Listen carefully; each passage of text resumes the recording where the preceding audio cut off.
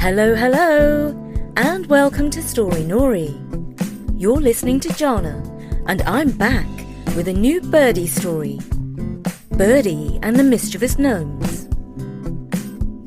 It was Saturday morning, and Jake was quietly looking forward to his favourite weekend treat with Dad. A trip to the Japanese tea shop for mango bubble tea with sweet, chewy tapioca pearls. Best of all, it was their time to chat about the big questions they never covered at school, like, are alien spaceships real? If dogs had the right kind of mouths, could they speak English? And why do certain types of birds have brains like supercomputers? Things like that. It was time to leave for the tea shop. Jake was standing by the front door. They lost precious moments while Dad searched for his car keys, probably left in one of his jacket pockets. And just as they were ready to go, Mum appeared at the top of the stairs. "Hey boys, you promised to take the junk to the tip, remember?" Dad sighed. They loaded the car with a heap of clutter from the back of the garage.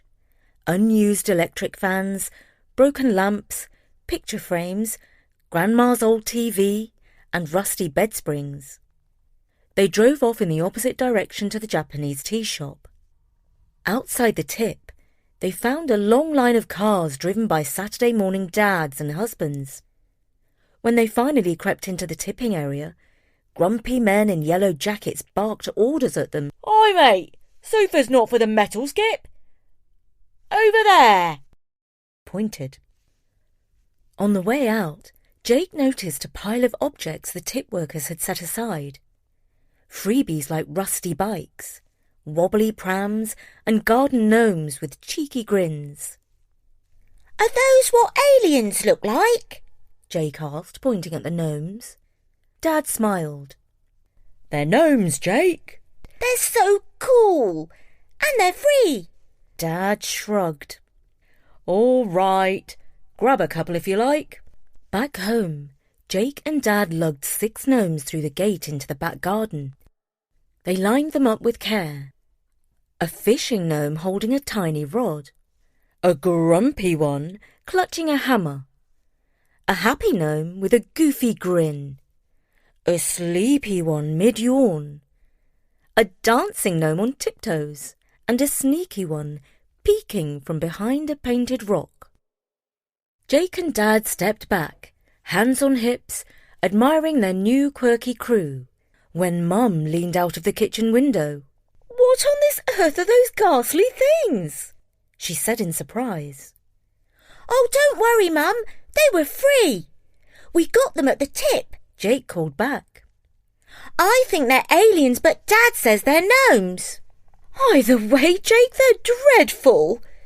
Take them back to the tip right now." Dad scratched his head. "Too late, I'm afraid. The tip closes at 12 on Saturdays." Mum huffed.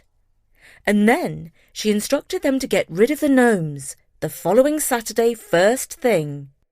At last, Jake and Dad headed off for bubble tea, mango for Jake and matcha for Dad.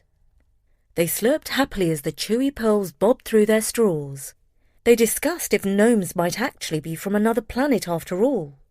That night, when Jake was tucked up in bed and the house lay quiet, a sudden smashing sound broke the silence. Jake reckoned that Dad had dropped his mug of cocoa. But daybreak revealed the truth. Mum's favourite vase lay shattered on the fireplace hearth. She was not pleased. That night, the peace was broken again. Cats screeched outside, setting off the neighbour's dog, which barked madly and stirred the family's own dog, Sabre, into a frenzy. By Monday morning, the garden was a wreck. Flattened flowers and trampled beds. "What kind of animal did this?" Dad wondered. "Looks like a baby elephant got into the garden somehow." "You know what I think? I suspect it was those gnomes." Dad looked at the funny little men and shook his head. But from the tree above came an approving "Quack!" Jake's best friend Birdy, the black crow, seemed to agree that the gnomes were up to something. But before we continue the story, here's a quick word about our friends at Kaboom. If your family loves Story Nori, you'll definitely want to explore Kaboom, the award-winning audio adventure podcast, bursting with incredible stories, amazing sound effects, and unforgettable characters. Kaboom episodes run about 20 minutes each, perfect for a quick family escape into fantastic worlds. Recently, we've enjoyed the magical adventure of Step Wizards, where Miriam discovers her mum's new boyfriend is actually a wizard and must find a way to break the love spell he's cast. Every Kaboom story takes you somewhere exciting and new. Whether it's finding a baby dragon hiding in an attic, encountering aliens at summer camp, or facing a werewolf on prom night. With top-tier voice acting, cinematic sound design, and original artwork for each episode, Kaboom is storytelling at its best. Find Kaboom on Apple Podcasts, Spotify, YouTube, or anywhere you listen to podcasts. There are 3 seasons that you can binge now, and Season 4 is out now. New episode every Friday. Now, on with our Birdy story. Whoever was behind those pranks, they didn't stop. Late on Monday night, when everyone was fast asleep, loud music blasted from the living room. A sleepy dad stumbled downstairs in his dressing gown and found the room in chaos. Crisp packets and cake crumbs littered the floor. Plates and empty glasses were scattered everywhere. It was as if someone had thrown a wild party in the middle of the night. In the morning, Mum interrogated Jake. "Jake, did you make that mess in the living room?" she demanded, while scrutinising him through narrow, suspicious eyes. "What mess?" replied Jake innocently, because of course he was innocent. That evening, Jake's best friend Birdy visited him. He tapped at the window. "Birdy!" exclaimed Jake when he saw the black crow. "I need your help. Dad and we found some free gnomes at the dump.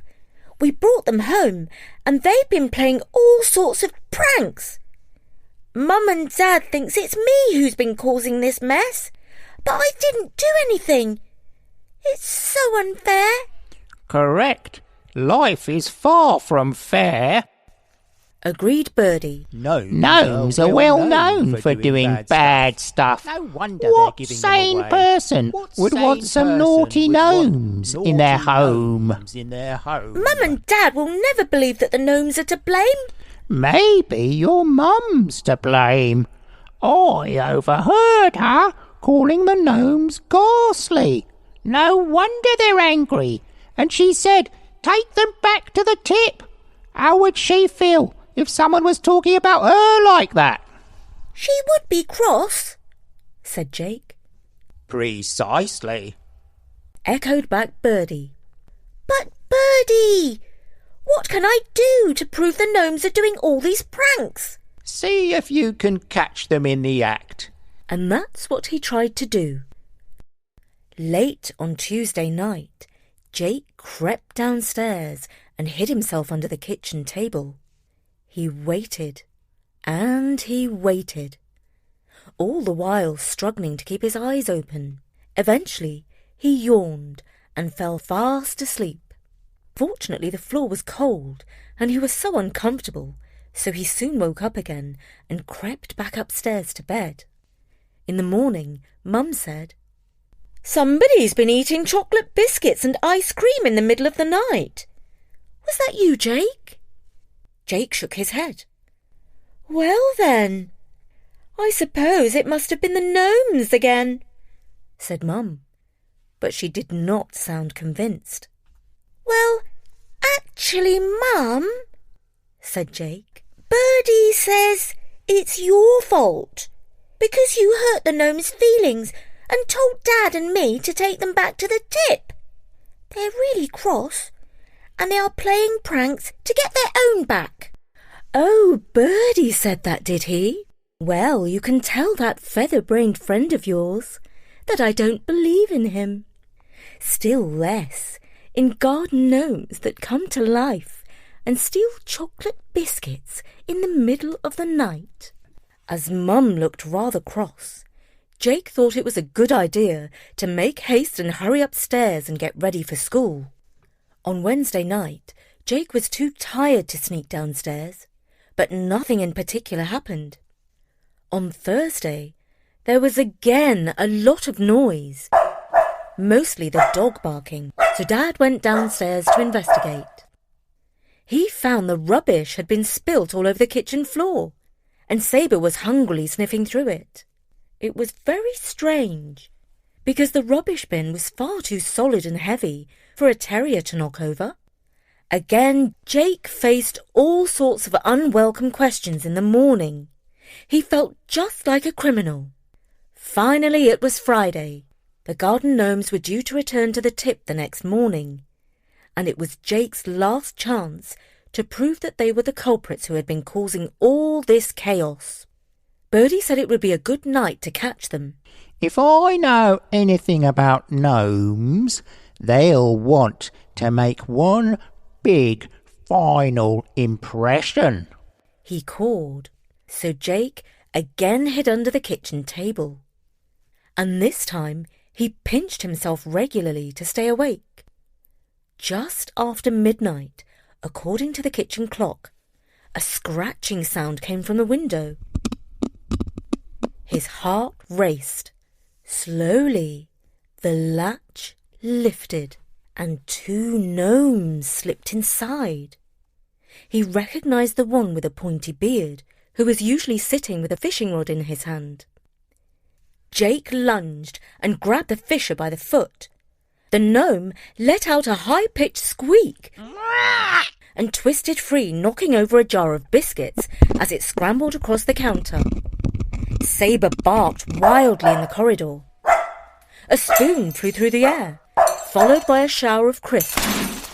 A bag of icing sugar burst, and the air filled with white dust, and Mum's china plates shattered on the ceramic floor.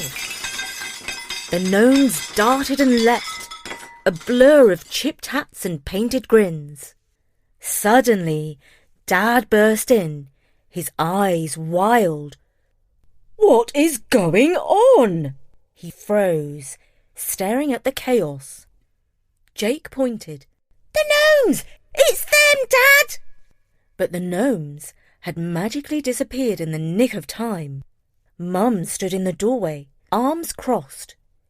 "Jake, talking birds were bad enough, but this gnome business has gone too far," she sniffed. Dad frowned. "Wait a minute." He stepped closer to the counter and ran his finger through a thin trail of icing sugar that had spilt, when he suddenly noticed a trail of tiny icing sugar footprints leading to the window. "Invaders?" Dad murmured. Mum raised an eyebrow. "Or Jake's been playing a very elaborate prank." "They're way too small to be my footprints," he declared in defiance. Mum squinted at the prints, biting her lip. I suppose." "And look there," said Jake.